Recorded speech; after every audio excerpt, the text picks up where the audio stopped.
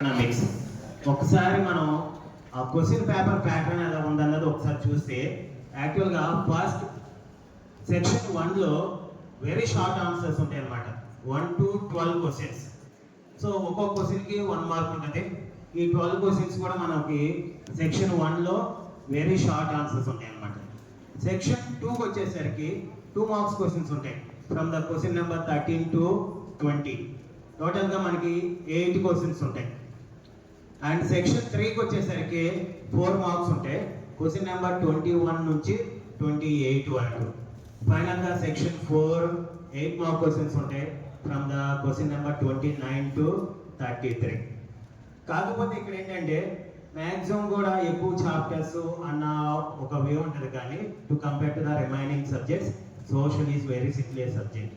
ఎందుకోసం అంటే ఈ 33 క్వశ్చన్స్ కూడా ఫస్ట్ మనం 8 మార్క్ క్వశ్చన్స్ చూసుకుంటే 5 క్వశ్చన్స్ ఇస్తారు. ఈ 5 క్వశ్చన్స్లో ఒకటి కంపల్సరీగా క్వశ్చన్ నెంబర్ 33 మ్యాప్ పాయింటింగ్ అడుగుతాడు. ఈ మ్యాప్ పాయింటింగ్ కూడా కొన్ని సెలెక్టెడ్ కంట్రీస్ చూస్తే